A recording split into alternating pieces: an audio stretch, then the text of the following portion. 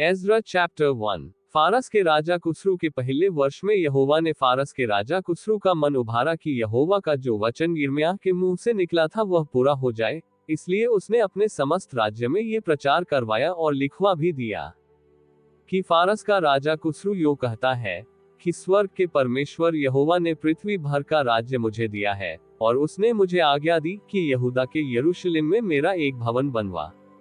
उसकी समस्त प्रजा के लोगों में से तुम्हारे मध्य जो कोई हो, उसका परमेश्वर उसके साथ रहे, और वह यहूदा के यरूशलेम को जाकर इस्राएल के परमेश्वर यहोवा का भवन बनाए। जो यरूशलेम में है वही परमेश्वर है।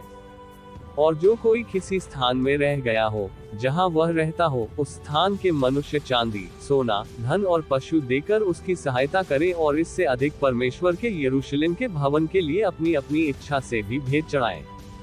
तब यहूदा और बिन्यामीन के जितने पितरों के घरानों के मुख्य पुरुषों और याजकों और लेवियों का मन परमेश्वर ने उभारा था कि जाकर यरूशलेम में यहोवा के भवन को बनाएं। वे सब उठ खड़े हुए, और उनके आसपास सब रहने वालों ने चांदी के पात्रा, सोना, धन, पशु और अनमोल वस्तुएं देकर उनकी सहायता की। यह उन सब से अधिक था जो लोगों ने अपनी अपनी इच्छा से दिया। फिर यहोवा ने भवन के जो पात्रा नबूकदनेस्सर ने यरूशलेम से निकालकर अपने देवता के भवन में रखे थे, उनको कुस्रू राजा ने मितूदान खजांची से निकलवा कर यहूदियों के शेशबस्सर नाम प्रधान को गिनकर सौंप दिया।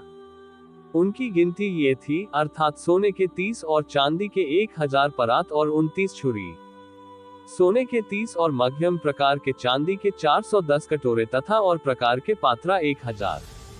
सोने चांदी के पात्रा सब मिलकर 5400 थे। इन सबों को शेशबस्सर उस समय ले आया जब बंधुए बाबेल से यरूशलेम को आए। Ezra chapter 2। जिनको बाबेल का राजा नबूकदनेस्सर बाबेल को बंधुआ करके ले गया, उनमें से प्रांत के जो लोग बंधुआई से छूटकर यरूशलेम और यहूदा को अपने अपने नगर में लौटे वे ये हैं। ये जरुब्बाबेल, येशू, नहेम्याह, सरायाह, रेलायाह, मोर्दकै, बिलशान, मिस्पार, बिगवै, रहूम और बाना के साथ आए।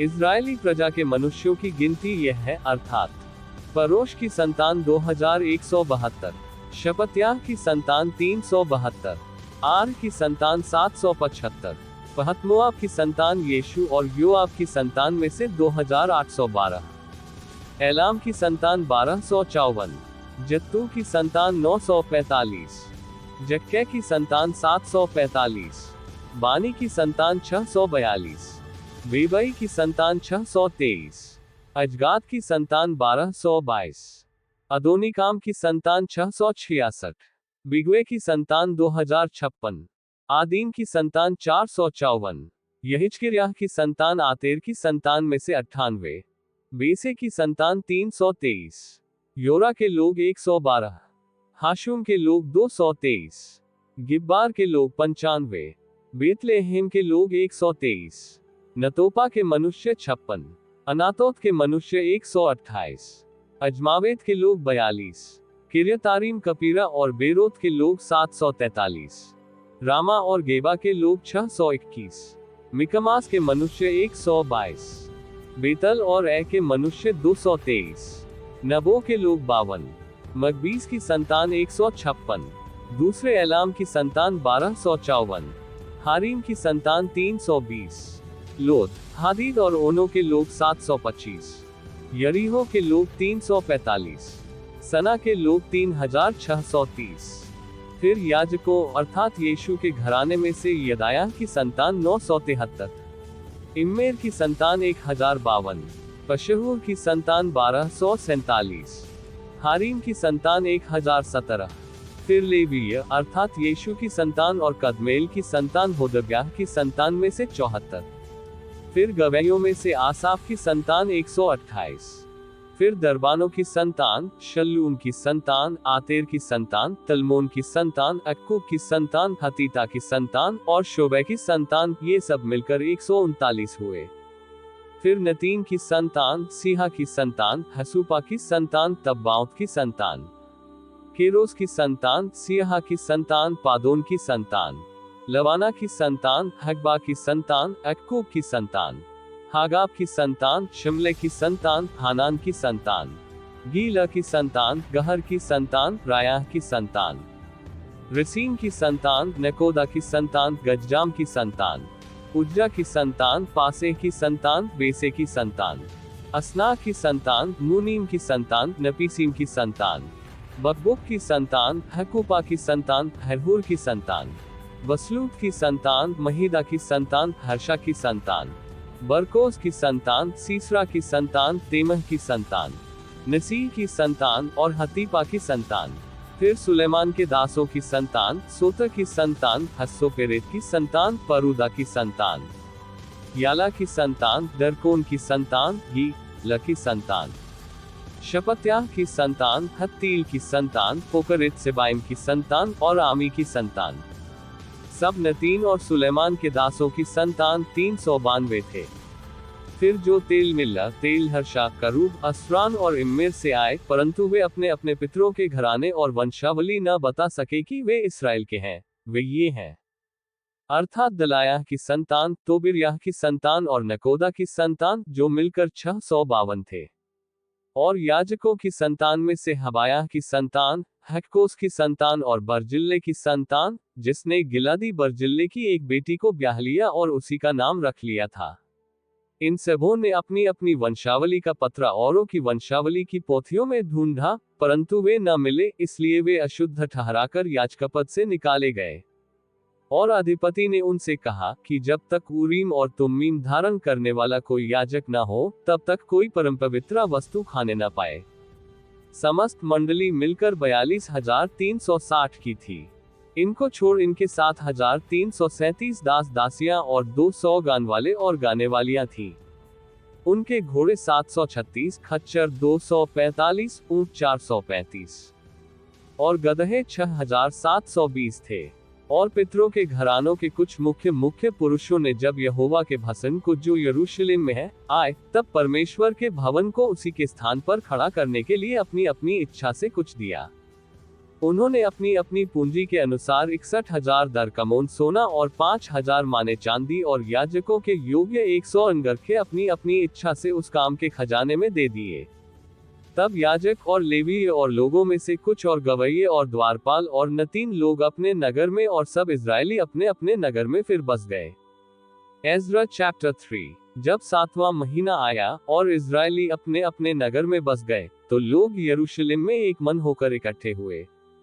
तब योसादाक के पुत्रा यीशु ने अपने भाई याजकों समेत और शालतिएल के पुत्रा जरूब्बाबिल ने अपने भाइयों समेत कमर बांधकर इस्राएल के परमेश्वर की वेदी को बनाया कि उस पर होमबलि चढ़ाएं, जैसे कि परमेश्वर के भक्त मूसा की व्यवस्था में लिखा है। तब उन्होंने वेदी को उसके स्थान पर खड़ा किया, क्योंकि उन्हें उस ओर के देशों के लोगों का भय रहा, और वे उस पर यहोवा के लिए होमबलि अर्थात प्रतिदिन सवेरे और सांझ के होमबलि चढ़ाने लगे। और उन्होंने झोपड़ियों के पर्व को माना, जैसे कि लिखा है, और प्रतिदिन के होमबलि एक एक दिन की गिनती और नियम के अनुसार चढ़ाए। और उसके बाद नित्य होमबलि और नए नए चांद और यहोवा के पवित्र किए हुए सब नियत पव के बलि और अपनी अपनी इच्छा से यहोवा के लिए सब स्वेच्छा बलि हर एक के लिए बलि चढ़ाए। 7वें महीने के पहले दिन से वे यहोवा को होमबलि चढ़ाने लगे। परंतु यहोवा के मंदिर की नींव तब तक न डाली गई थी। तब उन्होंने पत्थर गढ़ने वालों और कारीगरों को रूपा और सीदोनी और सोरी लोगों को खाने पीने की वस्तुएं और तेल दिया, कि वे फारस के राजा कुसरू के पत्रा के अनुसार देवदार की लकड़ी लेबानोन से जापा के पास के समुद्र में पहुंचाएं। उनके परमेश्वर के भवन में, जो यरूशलेम में है, अपने के दूसरे वर्ष के दूसरे महीने में, शालतिएल के पुत्रा जरूब्बाबिल ने और योसादाक के पुत्रा यीशु ने और उनके और भाइयों ने, जो याजक और लेवीय थे, और जितने बंधुआई से यरूशलेम में आए थे, उन्होंने भी काम को आरंभ किया, और 20 वर्ष अथवा उससे अधिक अवस्था के लेवियों को यहोवा के भवन का काम चलाने के लिए नियुक्त किया। तो सेशु और उसके बेटे और भाई और कदमीएल और उसके बेटे, जो यहूदा की संतान थे, और हेनादाद की संतान और उनके बेटे परमेश्वर के भवन में कारीगरों का काम चलाने को खड़े हुए। और जब राजों ने यहोवा के मंदिर की नींव डाली, तब अपने वस्त्र पहने हुए और तुरहियां लिए हुए याजक और झांझ लिए हुए आसाप के वंश के लेवीय इसलिए नियुक्त किए गए कि इस्राएलियों के राजा दाऊद की चलाई हुई रीति के अनुसार यहोवा की स्तुति करें। सो वे ये गा गाकर यहोवा की स्तुति और धन्यवाद करने लगे कि वह भला है, और उसकी करुणा इस्राएल पर सदैव बनी है। और जब वे यहोवा की स्तुति करने लगे तब सब लोगों ने ये जानकर कि यहोवा के भवन की नींव अब पड़ रही है, ऊंचे शब्द से जय जयकार किया। परंतु बहुतेरे याजक और लेवी और पूर्वजों के घरानों के मुख्य पुरुष, अर्थात वे बूढ़े जिन्होंने पहला भवन देखा था, जब इस भवन की नींव उनकी आंखों के सामने पड़ी तब फूट फूट कर रोने लगे और बहुतेरे आनंद के मारे ऊंचे शब्द से जय जयकार कर रहे थे। इसलिए लोग आनंद के जय जयकार का शब्द लोगों के रोने के शब्द से अलग पहचान न सके, क्योंकि लोग ऊंचे शब्द से जय जयकार कर रहे थे और वह शब्द दूर तक सुनाई देता था। Ezra chapter 4। जब यहूदा और बिन्यामीन के शत्रुओं ने ये सुना कि बंधुआई से छूटे हुए लोग इसराइल के परमेश्वर यहोवा के लिए मंदिर बना रहे हैं, तब वे जरुब्बाबेल और पूर्वजों के घरानों के मुख्य पुरुषों के पास आकर उनसे कहने लगे, हमें भी अपने संग बनाने दो, क्योंकि तुम्हारी नाई हम भी तुम्हारे परमेश्वर की खोज में लगे हुए हैं। और अश्शूर का राजा एसदोन जिसने हमें यहाँ पहुँचाया, उसके दिनों से हम उसी को बलि चढ़ाते भी हैं। जरुब्बाबेल, यीशु और इस्राएल के पितरों के घरानों के मुख्य पुरुषों ने उनसे कहा, हमारे परमेश्वर के लिए भवन बनाने में तुमको हमसे कुछ काम नहीं। हम ही लोग एक संग मिलकर फारस के राजा कुस्रू की आज्ञा के अनुसार इसराइल के परमेश्वर यहोवा के लिए उसे बनाएंगे। तब उस देश के लोग यहूदियों के हाथ ढीला करने और उन्हें डराकर मंदिर बनाने में रुकावट डालने लगे। और फारस के राजा कुस्रू के जीवन भर वरन फारस के राजा द्वारा के राज्य के समय तक उनके मनोरथ को निष्फल करने के लिए वकीलों को रूपा देते रहे।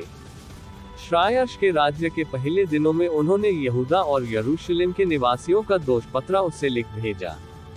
फिर अर्थशुत्रा के दिनों में बिशलाम, मिद्दात और ताबेल ने और उसके सहचरियों ने फारस के राजा अर्थशुत्रा को चिट्ठी लिखी, और चिट्ठी अरामी अशुरों और अरामी भाषा में लिखी गई। अर्थात रहूम राजमंत्री और शिल्शे मंत्री ने यरूशलेम के विरुद्ध राजा अर्थशुत्रा को इस आशय की चिट्ठी लिखी। उस समय रहूम राजमंत्री और शिमशे मंत्री और उनके और सहचरियों ने, अर्थात दीनी, अपरसतकी, तरपली, अफारसी, अरेकी, बाबेली, शूशनी, देहवी, अलामी आदि जातियों ने, जिन्हें महान और प्रधान ओसनप्पर ने पार ले आकर शोमरोन नगर में और महांत के इस पार के शेष देश में बसाया था, एक चिट्ठी लिखी। जो चिट्ठी उन्होंने अर्थशुत्रा राजा को लिखी, उसकी यह नकल है, तेरे दास जो महांत के पार के मनुष्य हैं, इत्यादि। राजा को यह विदित हो कि जो यहूदी तेरे पास से चले आए, वे हमारे पास यरूशलेम को पहुंचे हैं। वे उस दंगत और घिनौने नगर को बसा रहे हैं, वरन उसकी शहर पनाह को खड़ा कर चुके हैं और उसकी नींव को जोड़ चुके हैं। अब राजा को विदित हो कि यदि वह नगर बस गया और उसकी शहर पनाह बन चुकी, तब तो वे लोग कर चुंगी और राहदारी फिर न देंगे और अंत में राजाओं की हानि होगी। हम लोग तो राजमंदिर का नमक खाते हैं और उचित नहीं कि राजा का अनादर हमारे देखते हो, इस कारण हम ये चिट्ठी भेजकर राजा को चिता देते हैं। तेरे पुरखाओं के इतिहास की पुस्तक में खोज की जाए, तब इतिहास की पुस्तक में तू यह पाकर जान लेगा कि वह नगर बलवा करने वाला और राजाओं और प्रांतों की हानि करने वाला है, और प्राचीन काल से उसमें बलवा मचता आया है, और इसी कारण वह नगर नष्ट भी किया गया था। हम राजा को निश्चय करा देते हैं कि यदि वह नगर बसाया जाए और उसकी शहरपनाह बन चुके, तब इसके कारण महांत के इस पार तेरा कोई भाग न रह जाएगा। तब राजा ने रहूम राजमंत्री और शिमशे मंत्री और शोमरोन और महांत के इस पार रहने वाले उनके और सहचरियों के पास यह उत्तर भेजा, कुशल इत्यादि। जो चिट्ठी तुम लोगों ने हमारे पास भेजी वह मेरे सामने पढ़कर साफ साफ सुनाई गई, और मेरी आज्ञा से खोज किए जाने पर जान पड़ा है कि वह नगर प्राचीन काल से राजाओं के विरुद्ध सिर उठाता आया है और उसमें दंगा और बलवा होता आया है। यरूशलेम के सामर्थ राजा भी हुए जो महान के पार से समस्त देश पर राज्य करते थे, और कर चुंगी और राहदारी उनको दी जाती थी। इसलिए अब इस आज्ञा का प्रचार कर कि वे मनुष्य रोके जाएं, और जब तक मेरी ओर से आज्ञा न मिले तब तक वह नगर बनाया न जाए। और चौकस रहो कि इस बात में ढीले न होना, राजाओं की हानि करने वाली वह बुराई क्यों बढ़ने पाए। जब राजा अर्थशुत्रा की यह चिट्ठी रहूम और शिमशे मंत्री और उनके सहचरियों को पढ़कर सुनाई गई, तब वे उतावली करके यरूशलेम को यहूदियों के पास गए और भुजबल और बरियाई से उनको रोक दिया। तब परमेश्वर के भवन का काम जो यरूशलेम में है रुक गया, और फारस के राजा दारा के राज्य के दूसरे वर्ष तक रुका रहा। Ezra chapter 5। तब हाग्गे नामक नबी और इद्दो का पोता जकर्याह यहूदा और यरूशलेम के यहूदियों से नबूवत करने लगे। उन्होंने इस्राएल के परमेश्वर के नाम से उनसे नबूवत की। तब शालतिएल का पुत्रा जरुब्बाबेल और योसादाक का पुत्रा यीशु कमर बांधकर परमेश्वर के भवन को जो यरूशलेम में है बनाने लगे, और परमेश्वर के वे नबी उनका साथ देते रहे। उसी समय महांत के इस पार का तत्तने नाम अधिपति और शतब जने अपने सहचरियों समेत उनके पास जाकर यूं पूछने लगे कि इस भवन के बनाने और इस शहर पनाह के खड़े करने की किसने तुमको आज्ञा दी है। तब हम लोगों से यह कहा कि इस भवन के बनाने वालों के क्या क्या नाम है। परंतु यहूदियों के पुरनियों के परमेश्वर की दृष्टि उन पर रही, इसलिए जब तक इस बात की चर्चा दारा से न की गई और इसके विषय चिट्ठी के द्वारा उत्तर न मिला, तब तक उन्होंने इनको न रोका। जो चिट्ठी महांत के इस पार के अधिपति तत्तने और शतब जने और महांत के इस पार के उनके सहचरी अपार्सियों ने राजा दाना के पास भेजी, उसकी नकल यह है। उन्होंने उसको एक चिट्ठी लिखी जिसमें ये लिखा था कि राजा दारा का कुशल क्षेम सब प्रकार से हो। राजा को विदित हो कि हम लोग यहूदा नाम प्रांत में महान परमेश्वर के भवन के पास गए थे। वह बड़े बड़े पत्थरों से बन रहा है और उसकी भीतों में कड़ियां जुड़ रही हैं, और यह काम उन लोगों से फुट के साथ हो रहा है और सुफल भी होता जाता है। इसलिए हमने उन पुरनियों से यो पूछा कि यह भवन बनवाने और ये शहर पनाह खड़ी करने की आज्ञा किसने तुम्हें दी। और हमने उनके नाम भी पूछे कि हम उनके मुख्य पुरुषों के नाम लिखकर तुझको जता सके। और उन्होंने हमें यो उत्तर दिया कि हम तो शिकाश और पृथ्वी के परमेश्वर के दास हैं, और जिस भवन को बहुत वर्ष हुए इसराइलियों के एक बड़े राजा ने बनाकर तैयार किया था, उसी को हम बना रहे हैं। जब हमारे पुरखाओं ने स्वर्ग के परमेश्वर को रिस दिलाई थी, तब उसने उन्हें बाबेल के कसदी राजा नबूकदनेस्सर के हाथ में कर दिया था, और उसने इस भवन को नाश किया और लोगों को बंधुआ करके बाबेल को ले गया। परंतु बाबेल के राजा कुस्रू के पहले वर्ष में उसी कुस्रू राजा ने परमेश्वर के इस भवन के बनाने की आज्ञा दी। और परमेश्वर के भवन के जो सोने और चांदी के पात्रा नबूकदनेस्सर यरूशलेम के मंदिर में से निकलवाकर बाबेल के मंदिर में ले गया था, उनको राजा कुस्रू ने बाबेल के मंदिर में से निकलवाकर शेशबस्सर नामक एक पुरुष को, जिसे उसने अधिपति ठहरा दिया था, सौंप दिया। और उसने उससे कहा, ये पात्रा ले जाकर यरूशलेम के मंदिर में रख, और परमेश्वर का वह भवन अपने स्थान पर बनाया जाए। तब उसी शेशबस्सर ने आकर परमेश्वर के भवन की जो यरूशलेम में है नेव डाली, और तब से अब तक ये बन रहा है, परंतु अब तक नहीं बन पाया। अब यदि राजा को अच्छा लगे तो बाबेल के राजभंडार में इस बात की खोज की जाए कि राजा कुस्रू ने सचमुच परमेश्वर के भवन के जो यरूशलेम में है बनवाने की आज्ञा दी थी या नहीं। तब राजा इस विषय में अपनी इच्छा हमको बताए। Ezra chapter 6। तब राजा दारा की आज्ञा से बाबेल के पुस्तकालय में जहां खजाना भी रहता था, खोज की गई, और मादे नाम प्रांत के अहमता नगर के राजगढ़ में एक पुस्तक मिली, जिसमें यह वृतांत लिखा था कि राजा कुस्रू के पहले वर्ष में उसी कुस्रू राजा ने यह आज्ञा दी कि परमेश्वर के भवन के विषय जो यरूशलेम में है, अर्थात वह भवन जिसमें बलिदान किए जाते थे, वह बनाया जाए और उसकी नींव दृढ़ता से डाली जाए। उसकी ऊंचाई और चौड़ाई 60-60 हाथ की हो, उसमें 3 रख भारी भारी पत्थरों के हो, और एक परत नई लकड़ी का हो, और इनकी लागत राजभवन में से दी जाए। और परमेश्वर के भवन के जो सोने और चांदी के पात्रा नबूकदनेस्सर ने यरूशलेम के मंदिर में से निकलवाकर बाबेल को पहुंचा दिए थे, वह लौटाकर यरूशलेम के मंदिर में अपने अपने स्थान पर पहुंचाए जाएं, और तू उन्हें परमेश्वर के भवन में रख देना। अब हे महान के पार के अधिपति तत्तने, हे शतब जने, तुम अपने सहचरी महान के पार के अपार्सियों समेत वहां से अलग रहो। परमेश्वर के उस भवन के काम को रहने दो। यहूदियों का अधिपति और यहूदियों के पुरनिये परमेश्वर के उस भवन को उसी के स्थान पर बनाएं।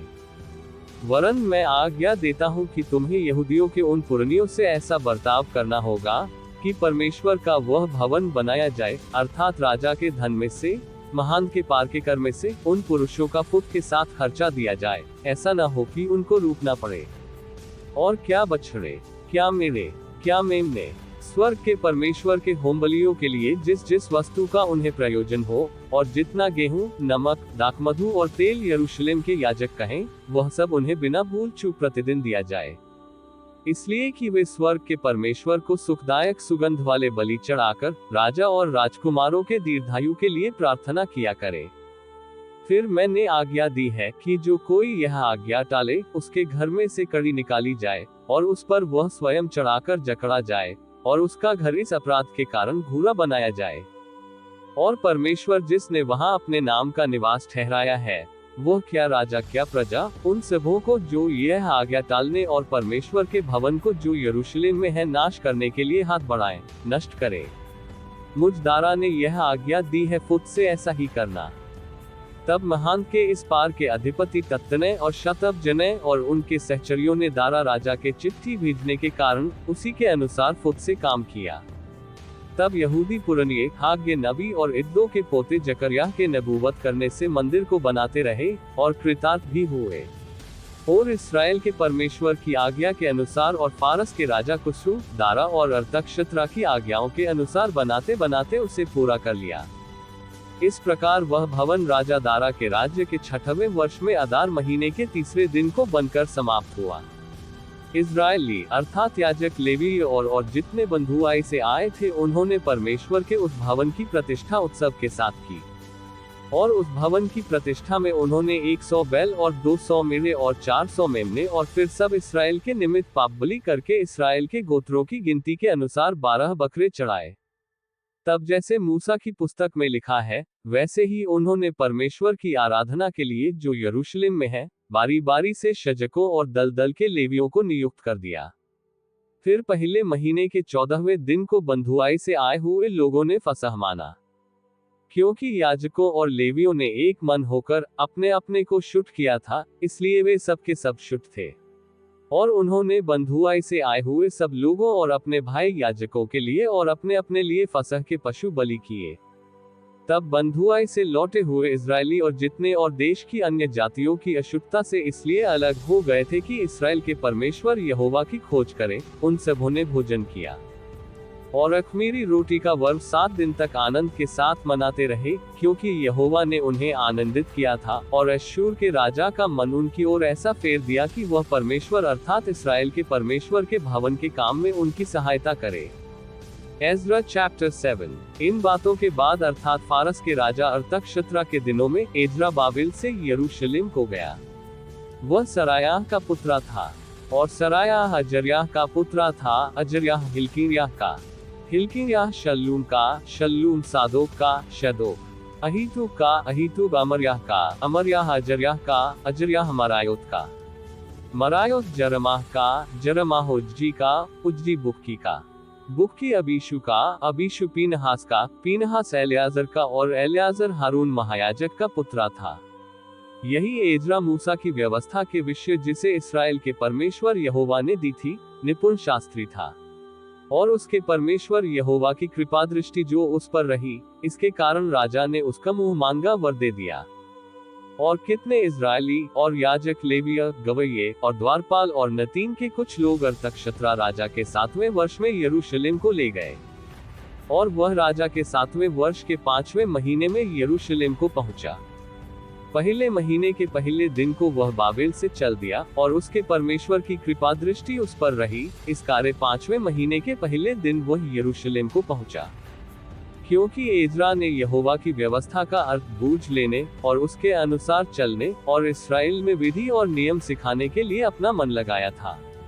जो चिट्ठी राजा अर्थक्षक ने एज़रा याजक और शास्त्री को दी थी, जो यहोवा की आज्ञाओं के वचनों का और उसकी इस्राएलियों में चलाई हुई विधियों का शास्त्री था, उसकी तकल यह है, अर्थात एज़रा याजक जो स्वर्ग के परमेश्वर की व्यवस्था का पूर्ण शास्त्री है, उसको अर्थक्षत्रा महाराजाधिराज की ओर से इत्यादि।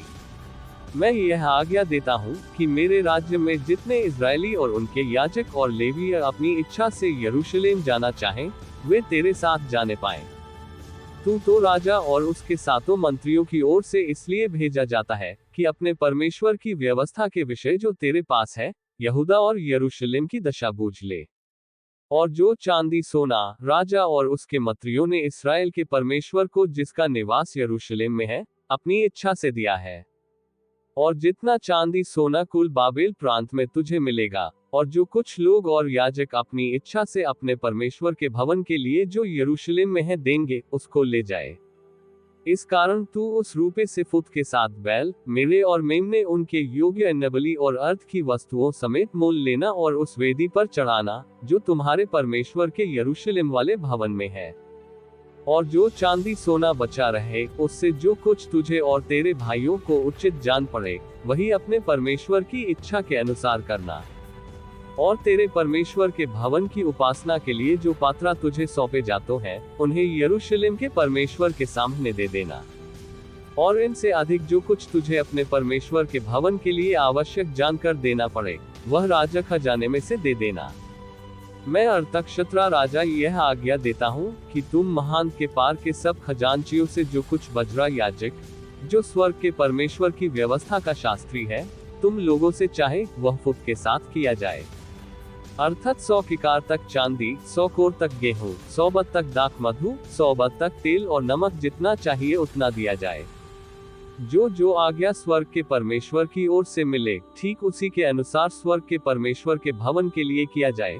राजा और राजकुमारों के राज्य पर परमेश्वर का क्रोध क्यों भड़कने पाए। फिर हम तुमको चिता देते हैं कि परमेश्वर के उस भवन के किसी याजक, लेवीय, गवैये, द्वारपाल, नतीनिया और किसी सेवक से कर, चुंगी अथवा राहदारी लेने की आज्ञा नहीं है। फिर हे एजरा, तेरे परमेश्वर से मिली हुई बुद्धि के अनुसार जो तुझ में है, न्यायियों और विचार करने वालों को नियुक्त कर, जो महान के पार रहने वाले उन सब लोगों में जो तेरे परमेश्वर की व्यवस्था जानते हो न्याय किया करे, और जो उन्हें न जानते हो उनको तुम सिखाया करो। और जो कोई तेरे परमेश्वर की व्यवस्था और राजा की व्यवस्था न माने, उसको फुट से दंड दिया जाए, चाहे प्राणदंड, चाहे देश निकाला, चाहे माल जब्त किया जाना, चाहे कैद करना। धन्य है हमारे पितरों का परमेश्वर यहोवा, जिसने ऐसी मनसा राजा के मन में उत्पन्न की है कि यहोवा के यरूशलेम के भवन को संवारे। और मुझ पर राजा और उसके मंत्रियों और राजा के सब बड़े हाकिमों को दयालु किया। मेरे परमेश्वर यहोवा की कृपा दृष्टि जो मुझ पर हुई, इसके अनुसार हमने हियाव बांधा और इस्राएल में से मुख्य पुरुषों को इकट्ठा किया कि वे मेरे संग चले। Ezra chapter 8। उनके पूर्वजों के घरानों के मुख्य पुरुष ये हैं, और जो लोग राजा अर्तक्षत्रा के राज्य में बाबेल से मेरे संग यरूशलेम को गए, उनकी वंशावली यह है। अर्थात पीनहास के वंश में से गेशमा, ईतामार के वंश में से दानिएल, दाऊद के वंश में से हत्तूस, शकन्याह के वंश के परोश के गोत्रा में से जकर्याह, जिसके संग 150 पुरुषे की वंशावली हुई। पहतमोआब के वंश में से जरमाह का पुत्र एल्यहोएनै, जिसके संग 200 पुरुष थे। शकन्याह के वंश में से यहजीएल का पुत्र, जिसके संग 300 पुरुष थे। आदीन के वंश में से योनातान का पुत्र एबेद, जिसके संग 50 पुरुष थे। एलाम के वंश में से अतल्याह का पुत्र यशायाह, जिसके संग 70 पुरुष थे। शपत्याह के वंश में से मिकाएल का पुत्र जबद्याह, जिसके संग 80 पुरुष थे। योआब के वंश में से यहीएल का पुत्र ओबयाह, जिसके संग 218 पुरुष थे। शलोमीत के वंश में से योसिब्याह का पुत्र, जिसके संग 160 पुरुष थे। बेबई के वंश में से बेबई का पुत्र जकर्याह, जिसके संग 28 पुरुष थे। अजगाद के वंश में से हक्कातान का पुत्र योहानान, जिसके संग 110 पुरुष थे। अदोनिकाम के वंश में से जो पीछे गए, उनके ये नाम हैं, अर्थात एलीपेलेत, यीएल और समाया, और उनके संग 60 पुरुष थे। और बेगवै के वंश में से उतई और जब्बूद थे, और उनके संग 70 पुरुष थे। इनको मैंने उस नदी के पास जो अहवा की ओर बहती है इकट्ठा कर लिया, और वहां हम लोग 3 दिन डेरे डाले रहे, और मैंने वहां लोगों और याजकों को देख लिया, परंतु किसी लेवीय को न पाया। मैंने एलिएजेर, अयेल, शमाया, अलनातान, यारीब, अलनातान, नातान, जकर्याह और मशुल्लाम को जो मुख्य पुरुष थे, और योयारीब और अलनातान को जो बुद्धिमान थे, बुलवाकर इद्दो के पास जो कासिप्या नाम स्थान का प्रधान था, भेज दिया, और उनको समझा दिया कि कासिप्या स्थान में इद्दो और उसके भाई नतीन लोगों से क्या क्या कहना, कि वे हमारे पास हमारे परमेश्वर के भवन के लिए सेवा टहल करने वालों को ले आए। और हमारे परमेश्वर की कृपा दृष्टि जो हम पर हुई, इसके अनुसार वे हमारे पास इस शिकेल के जो इस्राएल के परपोता और लेवी के पोता महली के वंश में से था, और शेरेब्याह को और उसके पुत्रों और भाइयों को, अर्थात 18 जनों को, और हशब्याह को, और उसके संग मरारी के वंश में से यशायाह को, और उसके पुत्रों और भाइयों को, अर्थात 20 जनों को, और न 3 लोगों में से जिन्हें दाऊद और हाकिमों ने लेवियों की सेवा करने को ठहराया था, 220 नतीनों को ले आए। इन सबों के नाम लिखे हुए थे। तब मैंने वहां अर्थात अहवा नदी के तीर पर उपवास का प्रचार इस आशय से किया कि हम परमेश्वर के सामने दीन हो, और उससे अपने और अपने बाल बच्चों और अपनी समस्त संपत्ति के लिए सरल यात्रा मांगे। क्योंकि मैं मार्ग के शत्रुओं से बचने के लिए सिपाहियों का दल और सवार राजा से मांगने से ले जाता था, क्योंकि हम राजा से यह कह चुके थे कि हमारा परमेश्वर अपने सब खोजियों पर भलाई के लिए कृपा दृष्टि रखता है, और जो उसे त्याग देते हैं उसका बल और कोप उनके विरुद्ध है। इसी विषय पर हमने उपवास करके अपने परमेश्वर से प्रार्थना की, और उसने हमारी सुनी। तब मैंने मुख्य याजकों में से 12 पुरुषों को, अर्थात शेरेब्याह, हशब्याह और इनके 10 भाइयों को अलग करके, जो चांदी, सोना और पात्रा, राजा और उसके मंत्रियों और उसके हाकिमों और जितने इजरायली उपस्थित थे उन्होंने हमारे परमेश्वर के भवन के लिए भेज दिए थे, उन्हों तौलकर उनको दिया। अर्थात मैंने उनके हाथ में 650 किकार चांदी, 100 किकार चांदी के पात्रा, 100 किकार सोना, 1000 दरकमोन के सोने के 20 कटोरे, और सोने सरीखे अनमोल चोखे चमकने वाले पीतल के 2 पात्रा लौलकर दे दिए। और मैंने उनसे कहा, तुम तो यहोवा के लिए पवित्र हो, और ये पात्रा भी पवित्र है, और यह चांदी और सोना भेंट का है, जो तुम्हारे पितरों के परमेश्वर यहोवा के लिए प्रसन्नता से दी गई।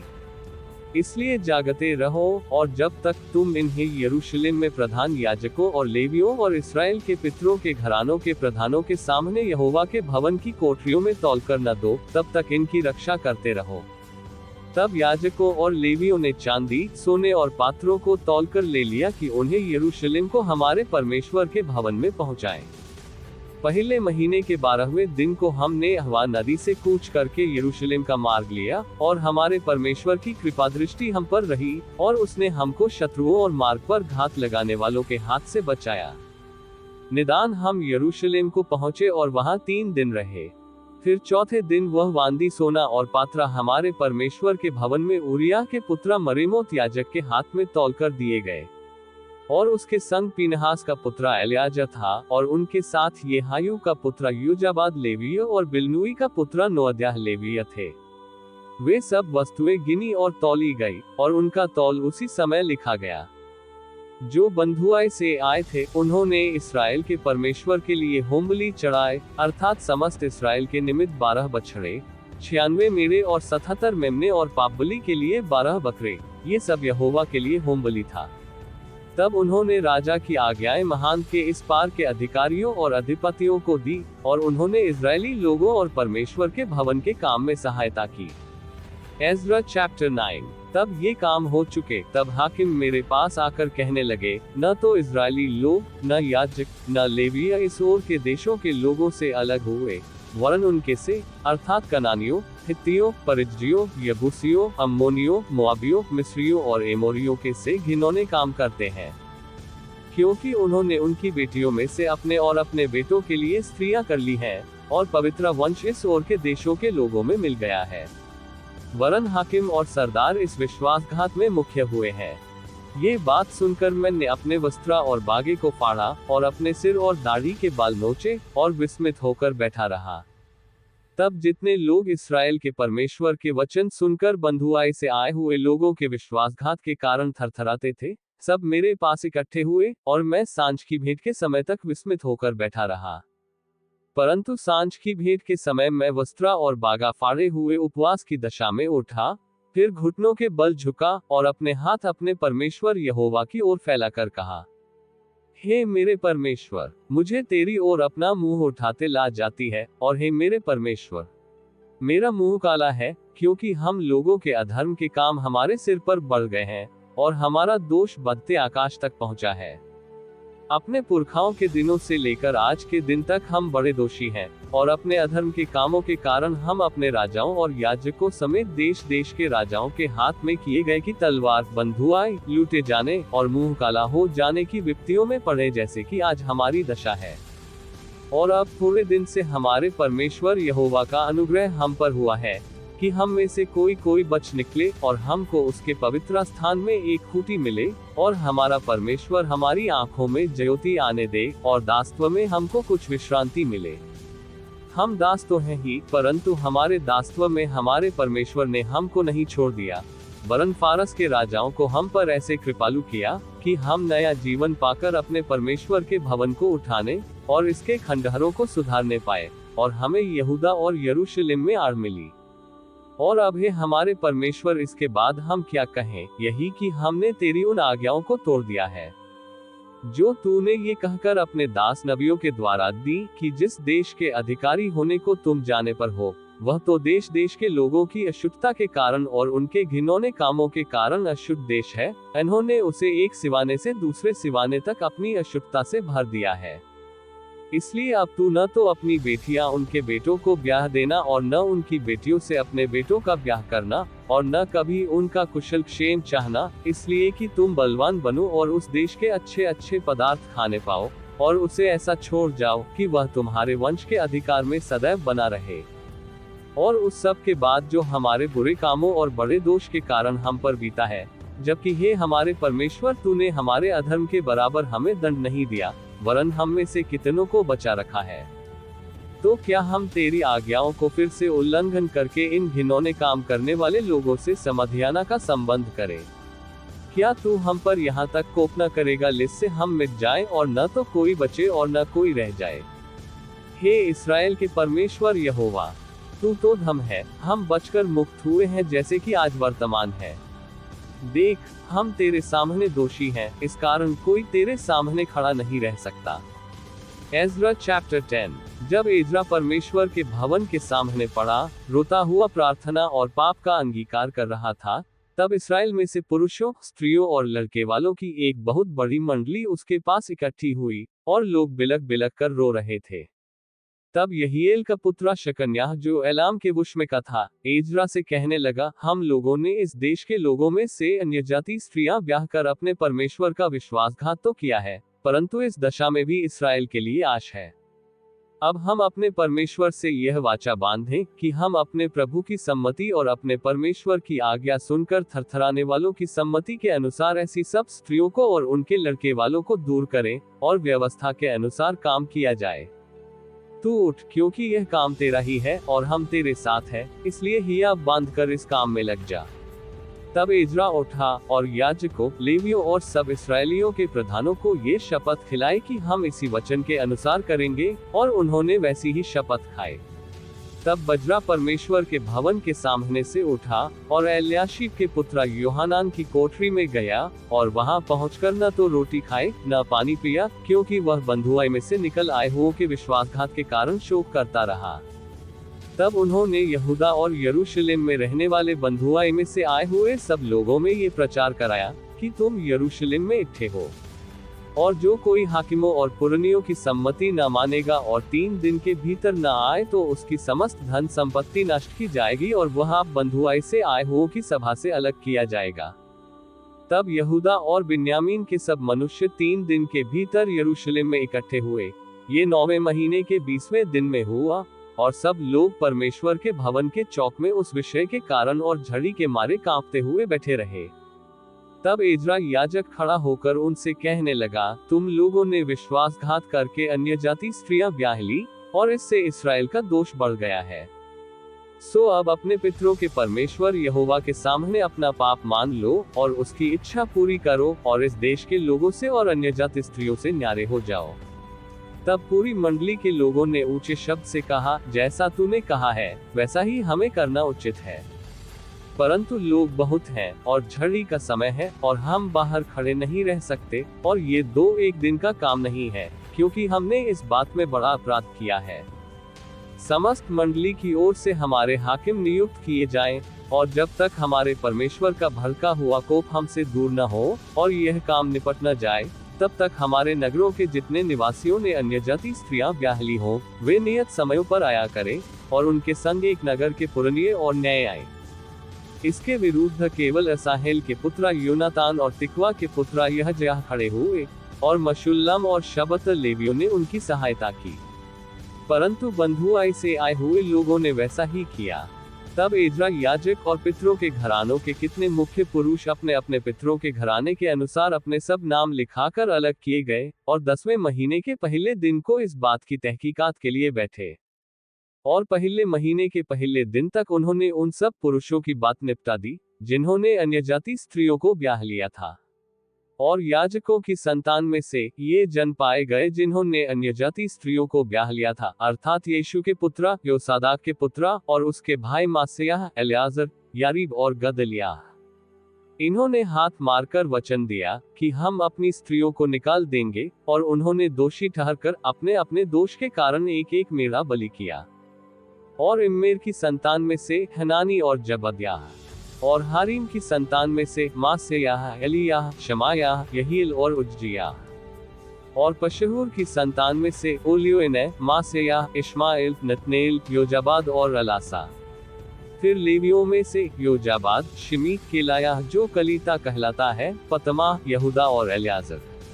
और गवैयों में से एलियाशीब, और द्वारपालों में से शल्लूम, तेलेम और उरी। और इस्राएल में से परोश की संतान में रम्याह, यजियाह, मल्कियाह, म्यामीन, एलियाजर, मल्कियाह और बनाया। और एलाम की संतान में से मत्तन्याह, जकर्याह, यहील, अब्दी, यरेमोत और एलियाह। और जतू की संतान में से एलियोएनै, एलियाशीब, सत्तन्याह, यरेमोत, जाबाद और अजीजा। और बेबई की संतान में से यहोहानान, हनन्याह, जब्बई और अत्तलै। और बानी की संतान में से मशुल्लाम, मल्लूक, अदायाह, याशूब, शाल और यरामोत। और पहतमोआब की संतान में से आदना, कलाल, बनायाह, मासेयाह, मत्तन्याह, बसलेल, बिन्नुई और मनश्शे।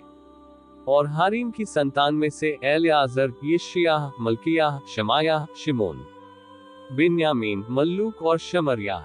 और हाशुम की संतान में से मत्तनै, मत्तत्ता, जाबाद, एलीपेलेत, यरेमै, मनश्शे और शिमी। और बानी की संतान में से माय, अमराम, ऊएल, बनायाह, बेदयाह, कलूही, बनयाह, मरेमोत, एलियाशीब, मत्तन्याह, मत्तनै, यासू, वानी, विन्नुई, शिमी, शेलेम्याह, नातान, अदायाह, मकनदबाई, शाशै, शरै, अजरेल, शेलेम्याह, शिमरियाह, शल्लूम, अमरयाह और योसेफ। और नबो की संतान में से यील, मत्तिन्याह, जाबाद, जबीना, यद्दो, योएल और बनाया। इन सबों ने अन्यजाति स्त्रियां ब्याह ली थीं, और कितनों की स्त्रियों से लड़के भी उत्पन्न हुए थे।